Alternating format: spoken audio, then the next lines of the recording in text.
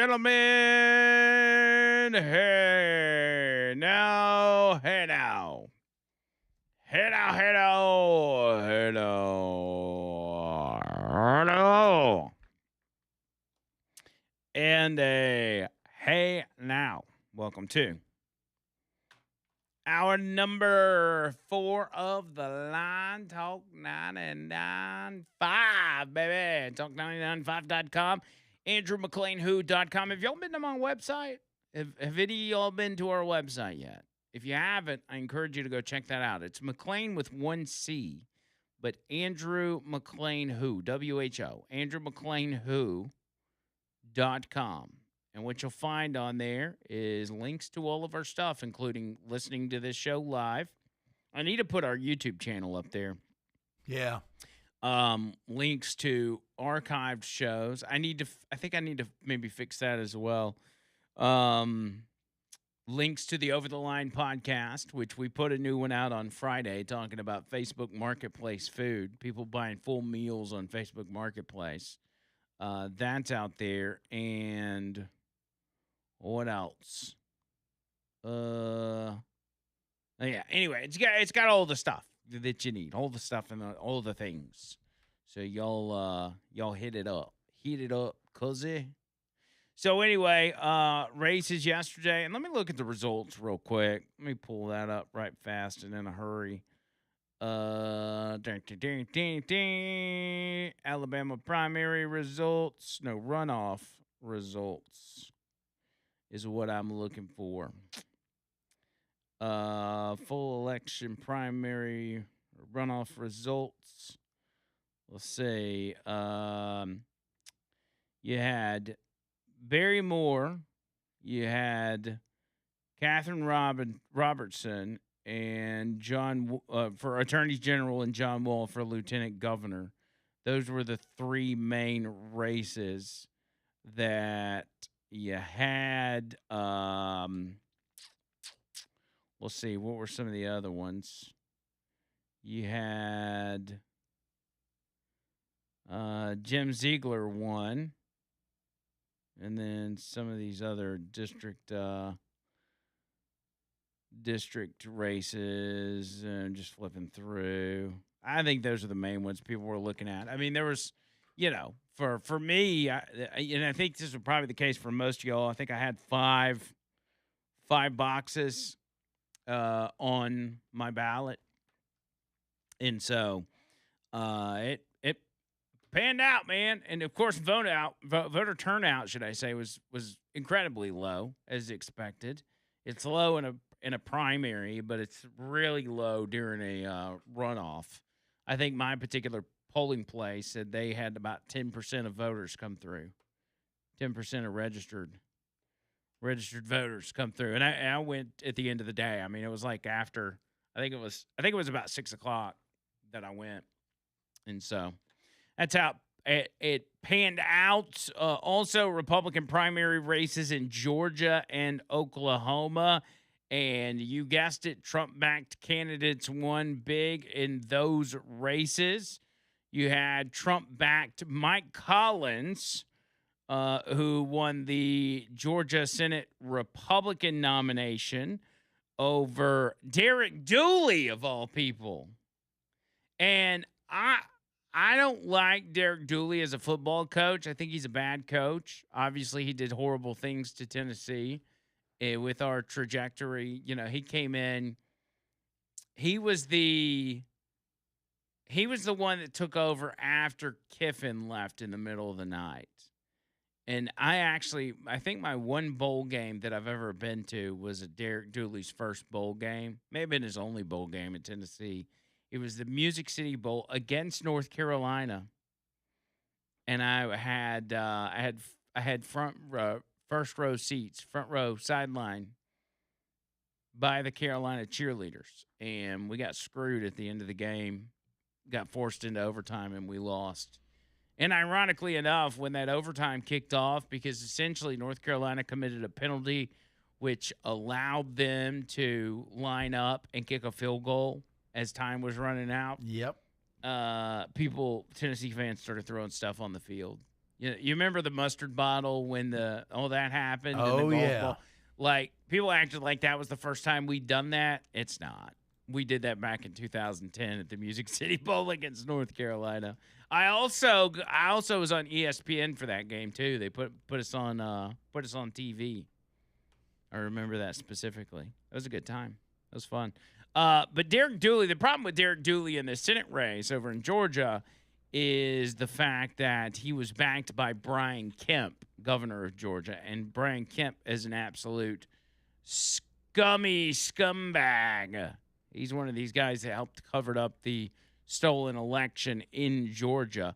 And then in Oklahoma, Trump-backed Kevin Hearn won that primary. So Trump keeping that record strong.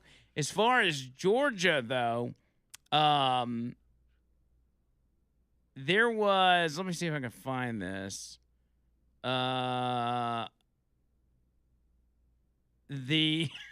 I don't know if I have it. Hold on, I'm looking for it.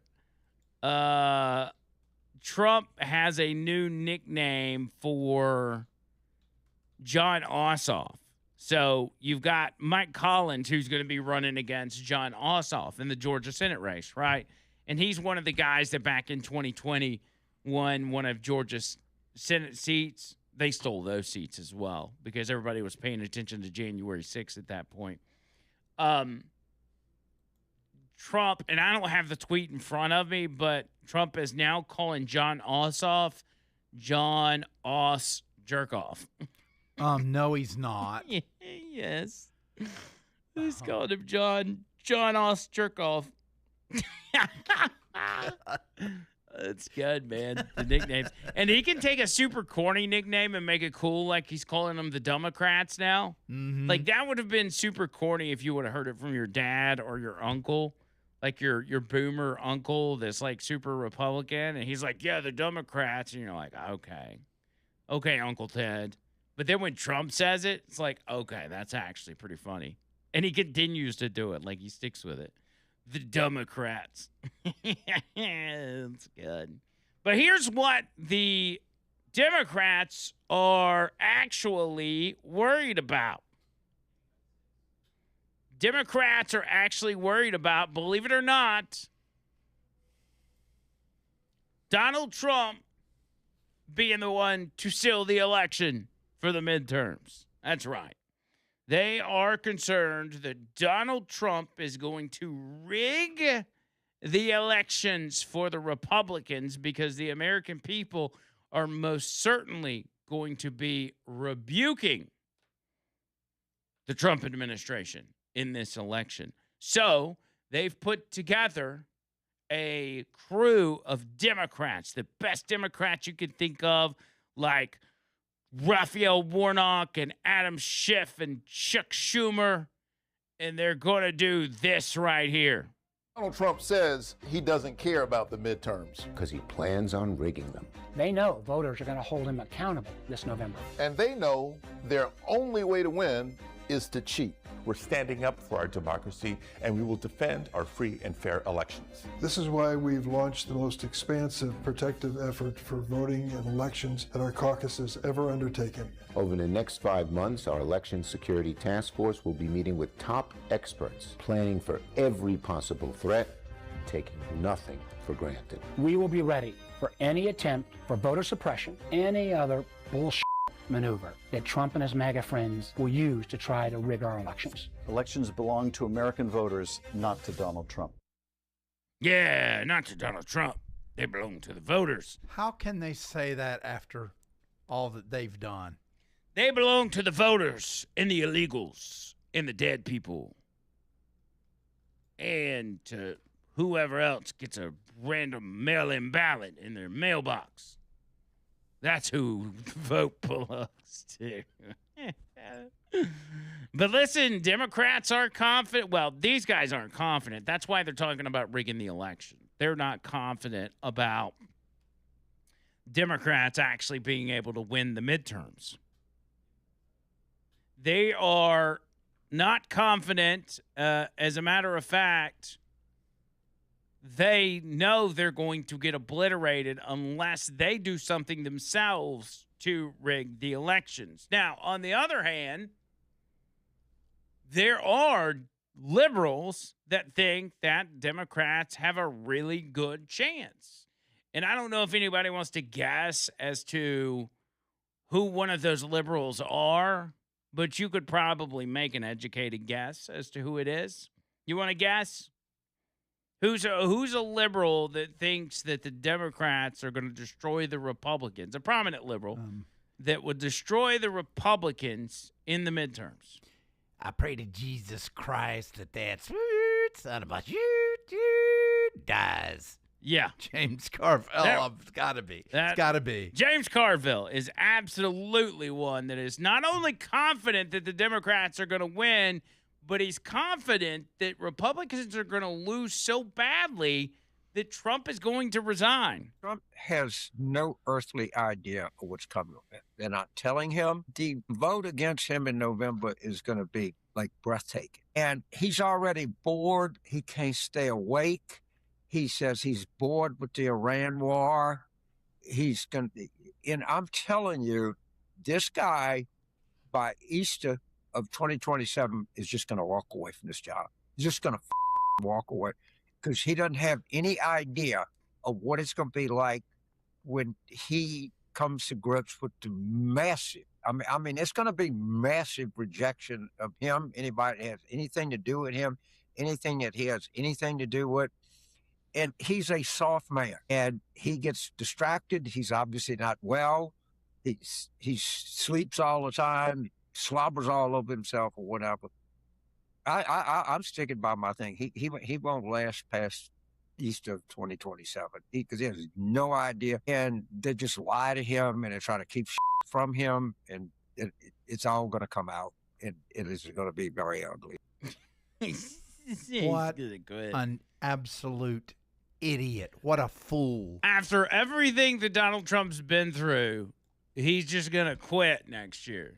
He's just going to walk away because of the rejection that the American voters are going to give. It's because he's soft. It's because he's soft and he's asleep and he's drooling all over himself. Which was Biden. That's what's so funny. Literally Joe Biden. And it's as if James Carville's brain is slowly being eaten by parasites that he got from eating sushi at a gas station or something, because the guy's making less and less sense. Now, I'm not saying that the Republicans are going to win in a blowout, but I am saying that things are looking up for Republicans in the sense of these redistricting rulings that we've had as of late. It has looked very good for Republicans. I mean, things have been moving in a very positive direction. I even saw one, I think this was last week. It was Republicans favored to win in the 2026 midterms by the latest Inside Elections forecast. They'd only need 7% or one of the 14 toss-ups to obtain the majority. So Republican districts currently set at 217, which you need 218 to have the majority. They currently set at 217. Democrats sit at 204, and there's 14 toss-ups. So 204 traditionally Democrat districts, which could change. 217 Republicans, which same thing could change, and then the 14 toss-ups. Now, imagine if South Carolina would have redrawn their map as they absolutely should have. Republicans would already, based on the map, already have the majority at 218. But that's not what happened, so Republicans will Democrats have quite the uphill battle in the midterm. So it's astonishing to see somebody like James Carville be so very confident that not only will it be a shellacking on behalf of the Democrats, but it's going to be so bad that it's going to cause Donald Trump to resign. I thought dictators don't resign, do they? Authoritarians don't resign. So what is James Carville talking about? Real quick, Ernest Financial. Retire with Ernest.com. Retire with Ernest. They're protecting to his hit. Can if it's a IRA rollover, tax-free, tax-deferred, does not matter.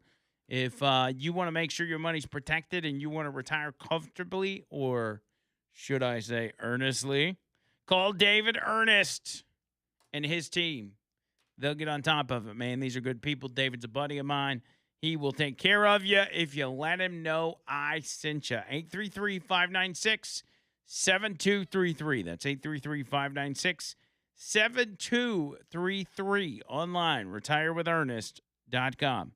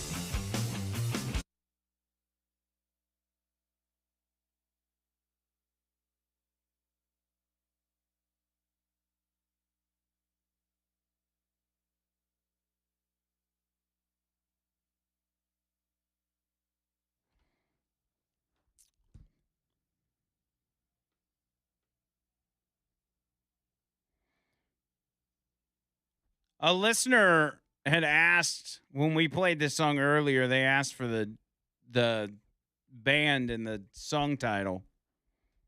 Said they were digging it. I know. I thought I'd give him the chorus. I'm just messing with you. I know you got a lot going on, buddy. But you do, well, a big part of it is you do a lot of extra stuff that you don't actually have to do, but the audience loves it, such as putting the set list together every day. Mm-hmm. You post on social media the songs that we play because people do. They hear songs off of our playlist and they're like, who is that? You know, and that's done in the 10 o'clock hour. So you have to pull news and I have to pull weather, you know, and things like that. Well, I encourage you guys that, you know, if you hear a song you like, instead of texting, I mean, you can still text in, but It may be easier for you if you just go look at social media for. Do we post them on the 99.5 page? Yeah, we post them on 995 page and my page at Bird Okay. Works. So yeah, you can either go to Bird's Facebook page or his Instagram, or you can go to the 99.5 page. Do we post it on the 99.5 Instagram? Maybe we should do that. Yeah, we do. Oh, we do? We do Okay. all four. Oh, I got you. Okay. So yeah, on any of those socials, if you hear a song that you like, it's posted, and he usually posts them in order. So if you can just remember, like, if you can count the breaks, which would be like, for instance, 10:15 would be the first song, and then 10:30, 10:45, and then 11:15, 11:30, 11:45, so on and so forth. They're broken up into threes. They're broken up into threes, 3 per hour, because the first song of the hour is the Cult of Personality, our theme song. Our theme song, things like that, bub. Let's see. Noto Roofing. Man, I got a lot of Notos on here, cuzzy. NOTOroofing.com, NOTOroofing.com, 205-848-2299. 848-2299. You'll hit them up. Get that free roof inspection, complimentary roof tune-up, and let them know I sent ya. If you ain't had that roof inspected in a long, long time, I suggest you do it. 848-2299 online, notoroofing.com. Trump is turning the tables, and this is all kind of side quest, if you will, on the Democrats, saying he's not going to, and I actually talked about this yesterday, he's not going to approve a FISA extension without the Save America Act. And what's different about it now opposed to yesterday is, remember, he picked somebody to run the DNI, or pick somebody for Director of National Intelligence to replace Tulsi Gabbard. And they were getting ready to confirm that nomination, and it was because Democrats and Republicans didn't like Bill Pulte, who was the acting director. He was kind of the placeholder. Well, Democrats said, we're not going to vote for FISA until you get Bill Pulte out of there. Well, they're going to replace him now, and Democrats are going back on their word, and they're not doing what they said they were going to do. So Trump said, you know what? I'm going to take back my nomination now. I'm putting my nomination on hold, and I'm leaving Bill Pulte in that position until Democrats do what they say they're going to do. And so he's trying to beat them at their own game. I think that's genius. And if the Democrats are against him, I'm for him.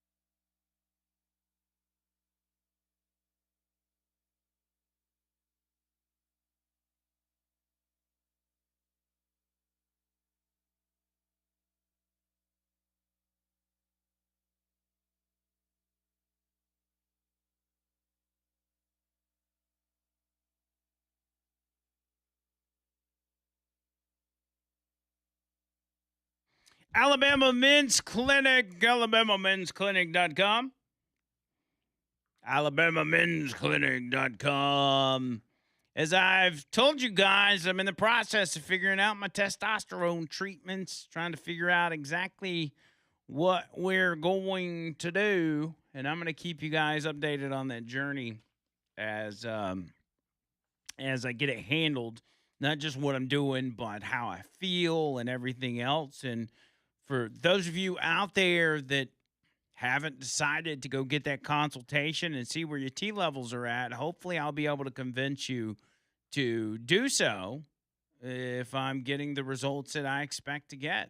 And I'm gonna be honest with you guys. If I can't tell a difference, I'm gonna tell you. I can't tell a difference. But what I love about Alabama Men's Clinic is they really pay attention to what's going on with you, and sometimes that takes adjustments and changes in treatments or changes in doses. They customize every single plan to you and what you need and what is going to make you feel like the best version of yourself. So you're going to be well taken care of at Alabama Men's Clinic. You just got to make that first step, set that first appointment, and get tested to see where you're at so they know what course of action to take. There's a lot of options. There's a lot of different things they do, even outside of adjusting your testosterone. So in order to find out about all of those things, you got to reach out to them. Feel free to call them anytime and set up an appointment that way. It's super easy on the website, but if you're more comfortable calling, that's fine. Do that. 205-598-7000. That's 205-598-7000, online, alabamamensclinic.com. Even had my buddy Big Dave. He reached out to me, I guess, last week or a couple weeks ago. He said it was, and I hope I'm telling the story right. I think he said, with your encouragement and you talking about Alabama Men's Clinic and getting your testosterone checked, he said, because I heard you talking about it, I went and got my T checked and found out I had prostate cancer. And if it weren't for you encouraging me to go out there and get that checked, I wouldn't have known. I wouldn't have gone and gotten checked. So you never know, man. You never know what's out there. It's so important because that's another thing you'll find out when you do that initial consultation and the blood work is you'll find out about your prostate, if it's in good shape or if there's something of concern there. Thankfully, mine was good, they said, according to my blood work, which I actually have right here in my hand. I'm not going to show you the other side of the paper because it's got all my personal information on it, but I've actually got it on hand right now, believe it or not. So, alabamamensclinic.com, 205-598-7000, 205-598-7000. All right, John Bird, it is that time of the day, my friend. Yes, it is. And if you are ready. Born ready.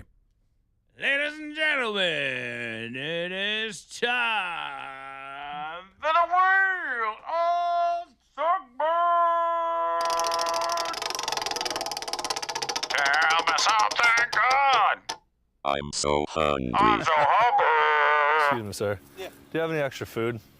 I don't, sorry. Oh, you don't? Give me the jam. I'm so hungry. I'm so hungry. I need food. I'm so hungry. I'm so hungry. Like, what it do? I'm hungry. I'm really hungry. I'm hungry. I need something in my stomach. I'm so hungry. I'm so hungry. Chicken soup. We need to start doing that, or we just dance on camera. Yeah. Whenever the music's playing, we'll just silently dance.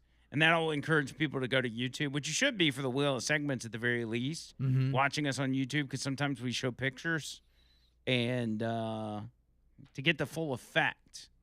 But now we're going to implement dancing whenever the music plays, before and after the Wheel of Segments. And so you'll get a full 3D effect. You'll be immersed in the world of the line. That's right.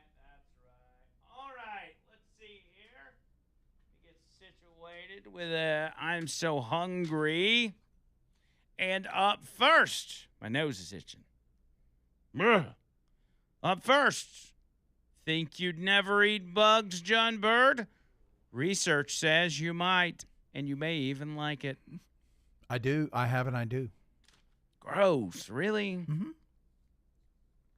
People who are hesitant to try insect-based foods may enjoy the experience more than they expect and can become more open to expanding their diets in the future, according to research published by Klaus Schwab. Eat the bugs. No, I'm just kidding. It was published by the American Psychological Association.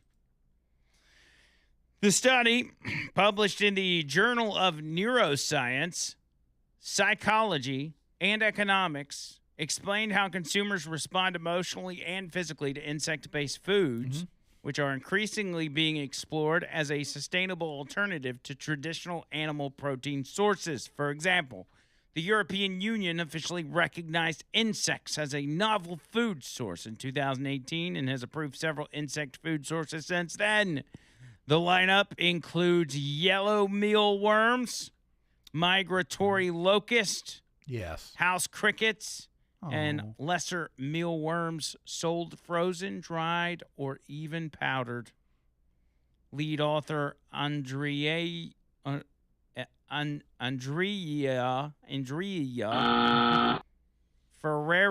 Andrea? No, it's Andreia. Andrew. Andrew. Okay. Ferreira. It's a PhD candidate at the University of Beira. I don't know, so I can't buzz you. Just buzz it. Okay. If it sounds wrong, if I start stumbling, just buzz it. All right. It's in Portugal. Her and her colleagues wanted to find out more about how consumers might respond to these new options. To do so, they combined traditional surveys with neuroscience tools that measure participants' brain activity and heart rate while they sampled insect food products. The study involved 38 adults in Portugal between the ages of 18 and 55 who had never tried insect-based foods before. Participants first completed a survey about their awareness of and options and opinions. Go ahead. Of insect-based products. They then sampled both an insect protein bar and a cereal bar while researchers recorded their physiological responses using electroencephalography and electrocardiography. The researchers expected participants to have low awareness of insect-based foods, prefer the cereal bar, and show stronger physiological reactions to the insect-based products. Instead, the findings revealed that people were often more curious and receptive than expected. I think it's globalist propaganda because they think cow farts are destroying the environment and they want us to eat bugs, and I'm not eating bugs. Well, I mean, if you're let's say you go out hiking in the mountains and you get lost and your cell phone doesn't work and you can't catch wild animals. That's one thing. You're going to eat some bugs. But I'm not in the woods. I'm not in the wilderness. No. I'm in the city. And I'm shopping at Walmart's. Yes. I don't have to eat bugs. Okay. Yeah, you're also shopping at man. Aldi's. Yeah. Yeah. I shop at Aldi we too. Took a trip there. I shop at Costco as well. Mm-hmm. Next up, Pack and Save Rangiora. Can I not even read the headlines anymore? It's a store. It's a store in New Zealand. It's called a Pack and Save. Their made-in-store chicken burger and salad have been recalled due to possible undercooking. Oh. New Zealand's food safety is supporting Pack and Save in recalling its Death by Chicken burger. Oh, man. And chicken katsu garden salad due to possibly undercooked chicken. Quote, the concern with these two made-in-store products with use by date of 11/6/26 is that the chicken could be undercooked and eating it could make you sick, according to the Deputy Director General something, something, something. These products should not be eaten. You can return them to Pack and Save for a refund. If that's not possible, throw them out. The affected products are sold in Pack and Save, Southbrook Road, Christchurch, blah, blah, blah, blah, blah. Visit New Zealand's food safety recall page for up-to-date information. La, la, la, la, la. You know, I've always wanted to go to New Zealand, but I think that just sealed it for me. I'm done. But the name of the product is Death by Chicken Burger. They need to change that. Yeah, I would too, especially if it's going to make you sick. Death by Chicken Burger because it's undercooked. Bad marketing. Horrible marketing. Next up, and last but not least, police rescue hundreds of cats. It's never good when it's cats on I'm So Hungry. Police rescue hundreds of cats from being eaten in what country? United States. No. Oh, Taiwan. No. Indonesia. No. Cambodia. No. Japan. No. China. No. Russia. No. Pakistan. No. Keep it in the Asian countries. Keep it in the Asian countries. I've already said Taiwan. I said Indonesia, Cambodia, Vietnam. Vietnam it is. All right, good job. Thank you. Police rescue hundreds of cats from being eaten in Vietnam with bust of major animal theft ring. So these cats are being stolen, my friend. Police in Vietnam seized more than 400 cats in a major bust of cat meat crime ring in Ho Chi Minh City.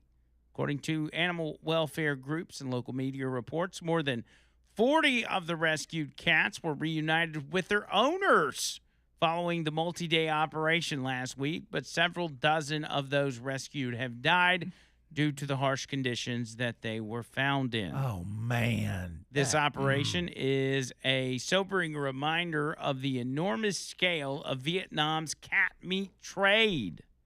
That's according to someone who leads a campaign against dog and cat meat consumption for the international nonprofit Humane World for Animals. An investigation last week into a spat of pet thefts in Ho Chi Minh led police to track down the cat meat crime ring and detain 9 individuals. Officers discovered 45 cages containing around 400 live cats and 4 ice-filled foam containers holding approximately 80 dead cats, with 21 live cats recovered at a separate location. With a total of more than 500 cats seized, local media has reported this as one of Vietnam's largest cat welfare cases in recent years. I'm looking at pictures of some of these poor cats. The suspects admitted to trapping and collecting cats across South Vietnam over the past 3 years in Ho Chi Minh City and the cities of Tay Ninh and An Giang. Good job. Look at me go. The sad truth about this trade is that thousands of cats every month are being stolen, trafficked, and slaughtered for meat across the country. That's according to that same director. Thankfully, these survivors escaped. Several of the rescued cats were pregnant, leading to kittens being born in police custody this week.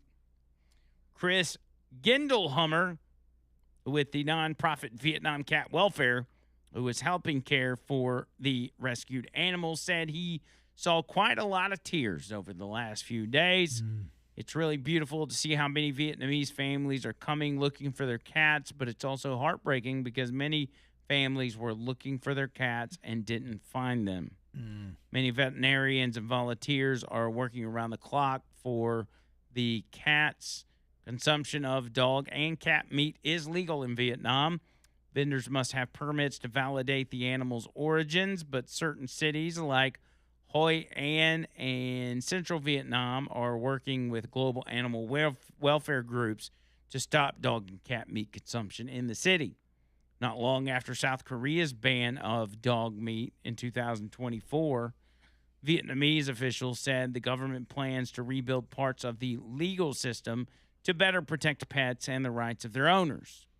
Quote, this event surprised a lot of people and has raised awareness among many to stop consuming cat meat.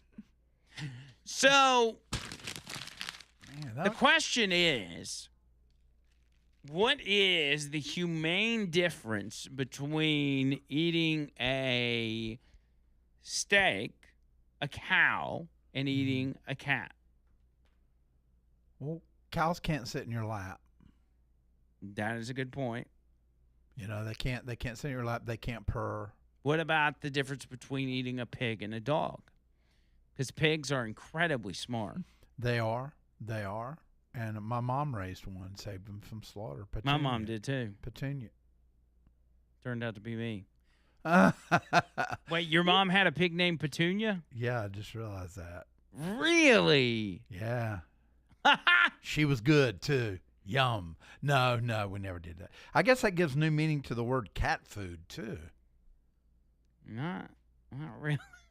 Really? No. I mean, there's food for cats, and then there's cats for food. That's true. Cats for food. Yeah, no, I'm completely against eating cats and dogs. But I'm just thinking, like, if we put it on paper and we say, why is one inhumane and the other not? What's the argument? Go ahead and yawn. Thank you. I didn't get a lot of sleep last night. Shut up. I can saw you fighting it so hard. I'm like, just go ahead and do it. I think that the main difference is that you are a pansy-ass tree hugger, is what you are. Not me. Yeah. I'm a tree hugger? Yeah, you're talking about what's the difference? One's good. Well, I like get on your plate. I like meat. I eat a lot of meat. But I'm saying, like, on paper, what is the difference? And I don't want to eat cats. I don't want cats to be eaten. I love cats. I love dogs. But, like, when you're just mixing the cultures together, what's an argument you can make to somebody to say, this is why you can't eat cats, but you can eat a cow? Yeah, well, cows taste good. I don't think cats would probably taste that good. They'd probably be kind of stringy. Well, there's a bunch of crap that they eat in Vietnam that doesn't taste good. There's a bunch of, like, Indian food. I get these videos on social media, and it's, like, Indian people, and they're, like, cooking soup on the street, like a street vendor, and they're, like, cooking with their feet or, like, not washing their hands or digging their feet. No. And that looks so disgusting. And it's in a real dingy corner, like, it's all gross. Yeah, but I like Indian food, but it doesn't like me. Yeah, I don't think I've ever even had Indian food. I have no desire. Sometimes to it smells kind of funky, but it actually is quite good. If you no, I'm good. I don't want any. And that's what we call I'm so hungry. I'm so hungry. I'm so hungry. Give me the jams. I'm so hungry. I'm so hungry. Give me the jams. I'm hungry. I'm really, really hungry. I need something in my stomach. Wow. I've never noticed that before. Yeah. A little tummy rumbling. Hey, real quick, Ernest Financial, retirewithernest.com, retirewithernest.com, 833-596-7233. Get with them, 833-596-7233. Remember, it doesn't cost from you. They get them elsewhere. So get with the program. They got you covered, man. 833-596-7233. Online, retirewithernest.com.